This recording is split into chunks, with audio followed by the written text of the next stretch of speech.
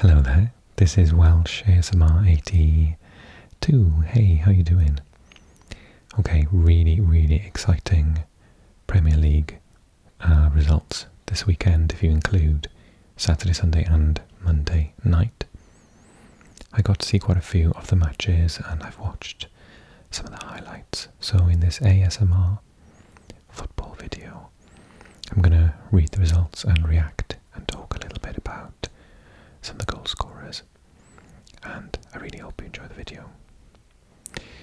Okay, so let's start off with West Ham Wolves. Really important result for West Ham at home. They had yet to get their first win in the Premier League. For that reason, really good result for them, particularly at home. Also, both Scamacca got his first ever goal in the Premier League, and Jared Bowen got his first of the season. He's trying to get into the England squad for the World Cup, so that helps. And Wolves actually, after the match, ended up sacking their manager, because if you include this season's start with the end of last season, the results have been shocking. So quite a big result all round, meaning West Ham go clear of the relegation places and Wolves sacked their manager. Okay, Southampton against Everton. This was a little bit controversial. Basically, Everton won 2-1. Again, really important result for them. Difficult result for Southampton. Off the top of my head, what was it that went? Was it a foul or a goal or something happened? Or maybe there was a goal offside, or I can't remember what it was, but basically, off the top of my head, I think Southampton should have got a draw. But importantly, they didn't, and so Everton got an away win. Connor Cody with an easy header at the back post, and Dwight McNeil scoring shortly afterwards, not long after Joe Aribo scored his opener. So yeah, it was a topsy-turvy end, and really important result for Everton. Okay, next one. 3-3 at Anfield, Liverpool and Brighton with a change of manager, of course, Graham Potter going to Chelsea. It doesn't seem to have stopped them. New managers come in and said he's not going to change that much. Liverpool is still very weak at the back. Bobby Firmino got some of his first goals of the season though, and one of the first of many hat-tricks this weekend. This one by Leandro Trossard, the Belgian international, who looked fantastic. Fair play. He came off the bench for Belgium against Wales in the last international window and looked really good. I completely forgot that he played for Brighton. So yeah, 3-3, and to be honest, I think that Brighton probably deserved to win the match. So Liverpool would probably be relieved that they didn't lose. They were 2-0 down at one point. Okay, next one was Bournemouth against Brentford. I remember watching the highlights and thinking that I couldn't believe there wasn't a goal. It was quite a lot of action. Even Tony clearing off the line in the last couple of minutes. So yeah, it was end-to-end, but ended 0-0. I think it's the only 0. Yes, the only 0-0. In fact, looking back at last week, there wasn't a 0-0. Oh, there was Everton Liverpool. That was 2 weeks ago. I know it was a month ago actually. So yeah, still an entertaining enough match, and both teams will be okay with a draw, I think. Okay, next one. This was controversial actually. I remember the highlights. So Crystal Palace at home against Chelsea. Crystal Palace against the run of play, fair enough. 1-0 up with Edouard, and then Aubameyang with a stunning goal. And then Conor Gallagher against the club that he was at loan to last season in the 90th minute, just looped it over the goalkeeper. Stunning goal. The controversy comes because on the 32nd minute, Crystal Palace were through on goal. Thiago Silva is tackled, falls to the floor, hits the ball with his hand, and then reaches out and grabs it so that the Crystal Palace player doesn't kick it and basically go one-on-one with the goalkeeper. A bit of a controversial one. I suppose you could say that Thiago Silva assumed he was going to get a free kick and just picked up the ball to put it on a spot and kick it. But actually it could have been seen as a deliberate handball. So he could have gone off because he was the last man. He denied a goal scoring opportunity. The referee was fairly lenient with him. And then he runs down the other end, headers the ball into Aubameyang's path, and Aubameyang does the rest, so he actually gets the assist. Had he not been on the pitch, obviously Chelsea are down to 10 men, and the person directly responsible for the goal isn't there. So, yeah, I feel a little bit sorry for Crystal Palace, but Chelsea kind of needed a bit of luck at the moment, didn't they? So maybe they won't be too upset with that. Aubameyang looked really good though. Okay. An early sending off for Chalobah.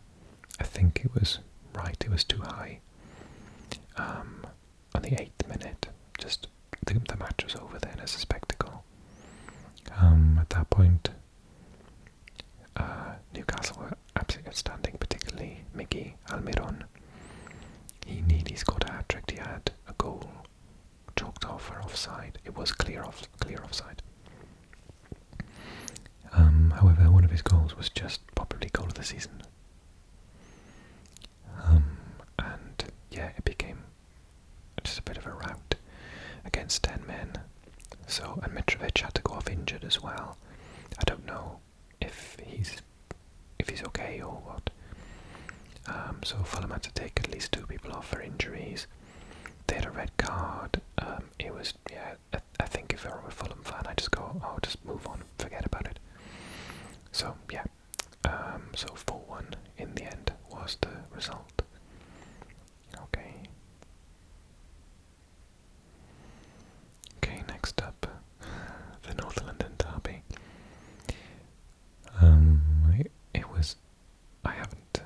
I didn't get to watch the match, unfortunately. I really wanted to. But yeah, another red card for a tackle that was just above the ankle by Emerson Royale. Harry Kane got his penalty, but Arsenal do look like title. Dare I say it? Oh my goodness. I'm going to curse them. Arsenal genuinely look like title contenders. I would be so pleased if they won the title rather than Man City, Liverpool. But it's a long way to go, so let's not get too excited. But yeah, it was really lovely football. Partey, Gabi Jesus and Xhaka with the goals. So 3-1 at home. Really excellent result against 10 men. But Tottenham decided to do counter-attacking football, and Arsenal just passed it around them. It was really impressive from Arsenal, I think. Dare I say it, but I think the Tottenham manager, Conte, just had the wrong tactics for this one. By all means, if you disagree with me, then write it in the comments. I'd love to hear you. Okay, so there were 2 0-0s actually. Leeds, Aston Villa just cancelled each other out, I think. I don't think I even saw the highlights of that match, just 0-0. Not a bad result for both. They both need to continue to pick up points, particularly Aston Villa away from home. I did see this match. I generally thought that, silly me, that Man United had grown enough over the last couple of weeks to try and eke out a result here, or maybe lose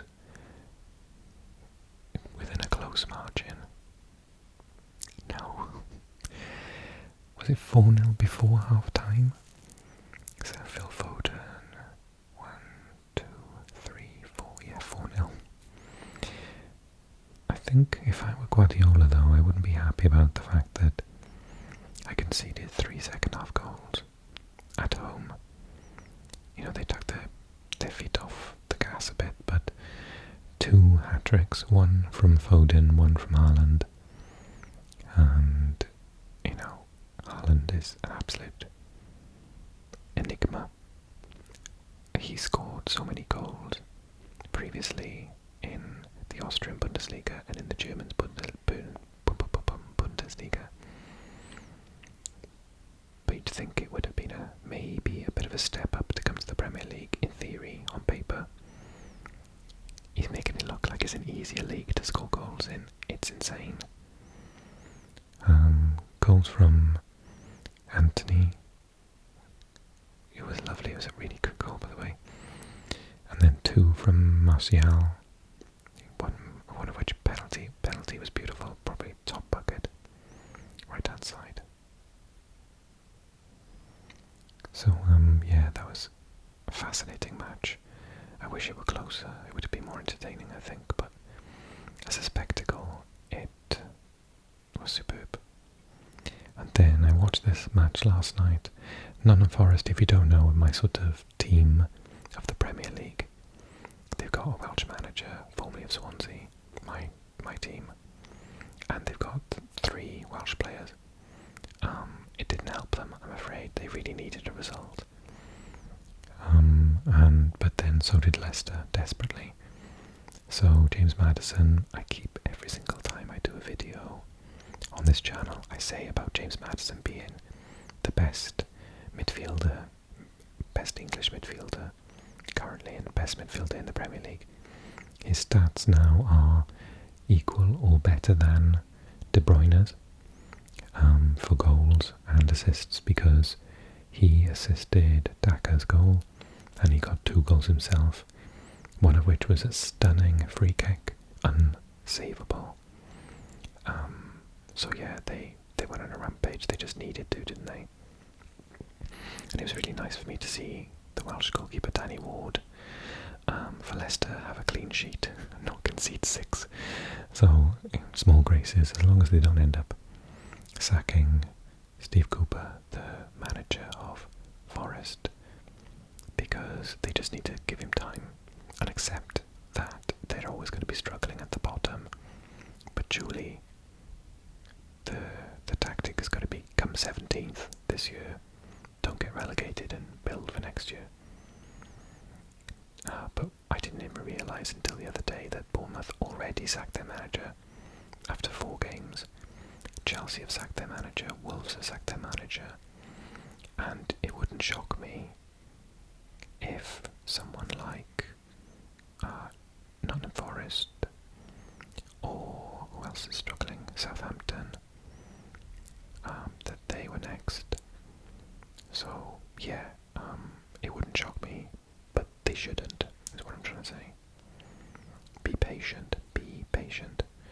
Okay, let's look lastly at the table. Can I do that? Fixtures, results, tables in front of my face. Arsenal still top. 7 wins, 1 loss, that one to Man United. 21 points. In the Champions League places, Man City, Tottenham and Brighton still there. Chelsea catching up, Man United. Newcastle up to 7th. Way, well done. Fulham, Liverpool down in 9th. Brentford in the top 10. Everton up to 11th. Leeds 12th. Bournemouth 13th. And Aston Villa 14th. West Ham up to 15th. Southampton down to 16th. Crystal Palace 17th. Wolves sacking their manager now in the relegation zone. Leicester off the bottom with 4 points, and Nottingham Forest down to the bottom. But you know, if the results go right, one win, Nottingham Forest next Monday could be up to 15th. So I think people just need to be patient. Anyway, see if we can do very quickly stats. So obviously goals. Sid Mr. Haaland is top for goals, and then 7 fewer. I mean, Harry Kane would have thought 7 already was brilliant, but 14 for Haaland. Mitrovic having a fantastic season with 6. Firmino's got 5, I thought. Okay, I was wrong about that. Jesus with 5, Foden with 5, Maddison with 5, even Tony with 5, and Trossard now with 5. Assists, Mr. De Bruyne, who I can't stand, is up there with 8. Bernardo Silva with 4. Bukayo Saka with 4. And goals and clean sheets, yeah. Bournemouth with 3 clean sheets. Well done. Okay. Anyway, I hope you enjoyed the video. Drop me a comment, let me know your thoughts, and hopefully you're enjoying the series, and I'll do another one again next week. If you want, then I'm also doing a predictor league for the Champions League predictions, and it also is for Europa League and Conference, I think, as well. If not, I'll start those up soon. And if you want to join that, then go to my recent posts. I left a code in there which works for the website version and the free app, and we can play predictors together. So when I do my predictor at the end of the week, I'll do a video for the following week predicting, and I'll show who's beating me, because I'm probably gonna come last. So if you want to join in, then just look for those community posts. It's the last one with a little code. Okay, otherwise take it easy, and I will see you soon.